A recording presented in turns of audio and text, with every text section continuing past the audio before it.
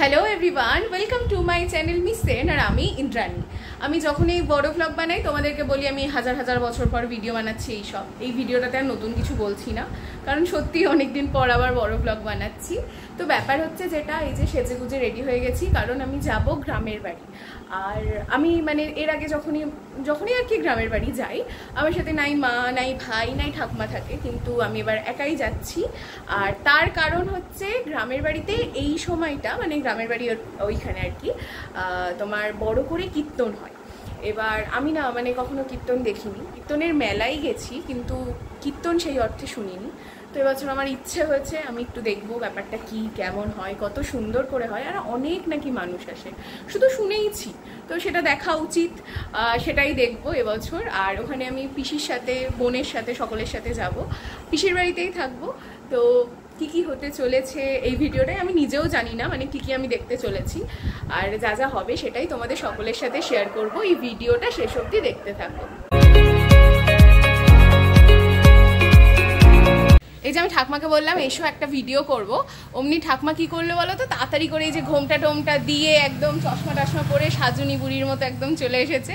এই যে আমি গ্রামের বাড়ি যাচ্ছি, মানে এই সময়টা ঠাকুমার একটু মন খারাপই হয়, কারণ আগে যখন ঠাকুমা গ্রামের বাড়িতে থাকতো এই উৎসবটা ঠাকুমাদের কাছে অনেক বড় উৎসব ছিল, তাই তো? সেই সকাল বিকেল একদম কীর্তন শুনতে যেত। জ্যৈষ্ঠ মাসের কীর্তন আর আষাঢ় মাসের রথ, এই ছেড়ে আমি কোথাও যেতাম না, কিন্তু আমাকে সেই আসতেই হলো। এখানেও তো রথ হয় বলে ওখানকার রথ কিন্তু দেখার মতো না গো, আমাদের এখানেও ভালো রথ হয়। আচ্ছা সে জানি, যে যেখানে থাকে প্রথম থেকে যেখানে দেখে সেটা একটু বেশি ভালো লাগে, কিন্তু তা বললে হবে বলো, এখানকারটাও তো একটু দেখতে হবে। তো যাই হোক, আমি বলেছি যে আমি ভিডিও করে আনবো, সেটা দেখাবো ঠাকুমাকে। ঠাকুমা একটু আগে টিভিতেই কীর্তন শুনছিল, তো ঠিক আছে তুমি যাও টিভিতেই শোনো, আর আমি অবশ্যই ভিডিও করে এনে দেখাবো। ওকে, এই যে ঝোলা ঝম্পনি আপাতত রেডি হয়ে গেছি, এবার বেরোবো। পিসির বাড়িতে তো চলে এসেছি, আর একটা বিষয় যেটা হলো সেটা হচ্ছে দাদা না থাকা অবস্থায় আমি মনে হয় এই প্রথম পিসির বাড়ি এলাম। দাদা নেই কারণ ও চাকরির জন্য বাইরে আছে। আর এই দেখো এখানে পিসি আমাকে তালশাঁস খেতে দিয়েছে।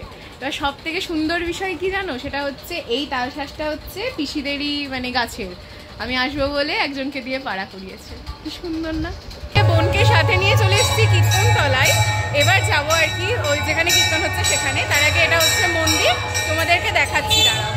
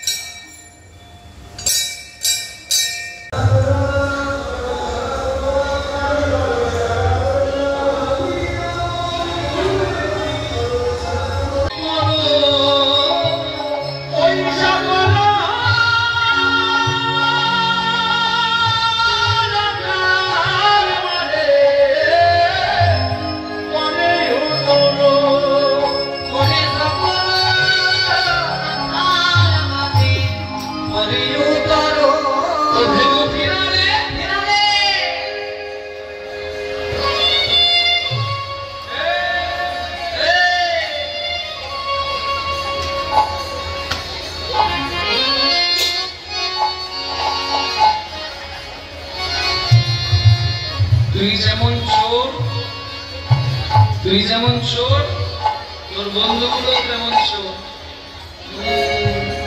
তুই পারবি, আমরা পারবো না, আমরা বললে কেউ আসবে না। ওই খবরই শ্যামলি সব মোটটা ছেড়ে, তাই কানাই তুই পারবি। তুই ধেনু ফিরারে ফিরারে ফিরা, তোর চোরা ধেনু কানাই ফিরারে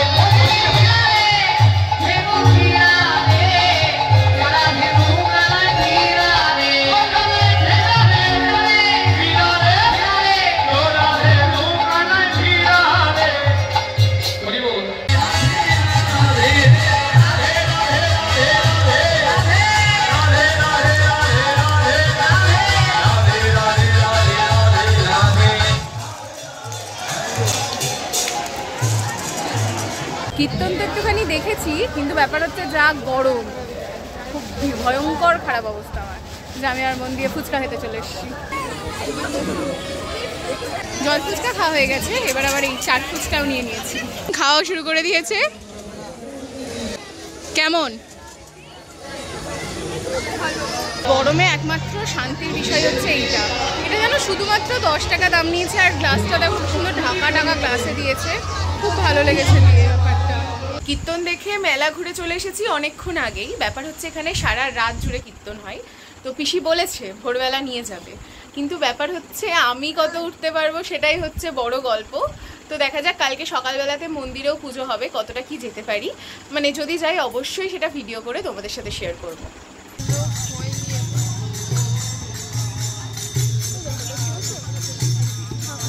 গভীর দুঃখের সাথে জানাচ্ছি সকালবেলা তো ঘুম থেকে উঠতে পারিনি, আমরা 2:30 অবধি জেগেছিলাম কি না সারা রাত ঘুমাবো না, দিয়ে ভোরবেলা কীর্তন দেখতে যাব বলে।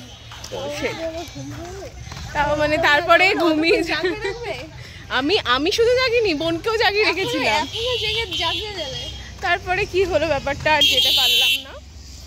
তো এবার নগর কীর্তন বেরিয়েছিল, কিন্তু ব্যাপার হচ্ছে এত রোদ গরম, মানে ওরাও বেশি দূর আর কি আসতেও পারেনি। বাড়ি যাওয়ার জন্য তো বেরিয়ে পড়েছে পিসির বাড়ি থেকে, কিন্তু বালিরঘাটে ঠিকই দাঁড়িয়ে পড়েছি চা খেতে।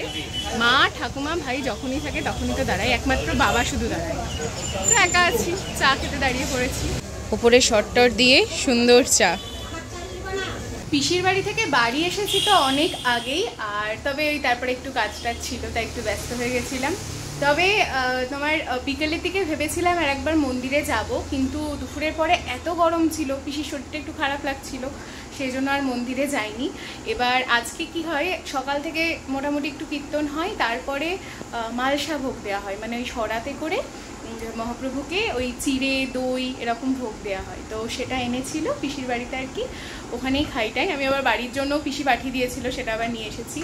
তো তারপরে রাত্রে আজকে ওই মৎস্য হয়, তো সেটা থাকিনি, আমি চলে এসেছি, কারণ মানে আমার এখানে আর কি বাড়িতে আসাটা দরকার ছিল, পিসি খুব বারবার করে বলছিল। এবার কালকে যতটা ভেবেছিলাম পুরো অনেকক্ষণ কীর্তন দেখবো এরকম ব্যাপার স্যাপার, সেটা হয়নি। আজও সকালে যেতে পারিনি, কিন্তু হ্যাঁ মানে বোঝার জন্য যে আচ্ছা এত সুন্দর করে হয়, এরমভাবে হয়, এত মানুষ এক জায়গায় হয়, সেটা বুঝতে পেরেছি। মানে আমি যেমন কীর্তন দেখার জন্য পিসির বাড়ি গেছিলাম, এরকম হয়েছে ওখানে আশেপাশে যত মানুষ আছে সবাই এই কীর্তনের জন্য আর কি, কীর্তন দেখবে বলে তাদের কোনো রিলেটিভ আর কি রয়েছে ওখানে, তাদের বাড়ি এসেছে, মানে খুব সুন্দর একটা ব্যাপার স্যাপার, যেটা আমি নতুন জানলাম, খুব ভালো লাগলো। আর আমি যেটুকু যেমন দেখেছি তোমাদেরকে এই ভিডিওর মধ্যে দিয়ে দেখানোর চেষ্টা করেছি, তোমরা অবশ্যই জানিও কেমন লাগলো। আর যদি ভিডিওটা ভালো লাগে লাইক কমেন্ট শেয়ার আর সাবস্ক্রাইব করতে একদম ভুলো না। আর পরে এরকমই আবার কোনো একটা ভিডিওতে দেখা হবে। আজকের মতো টাটা।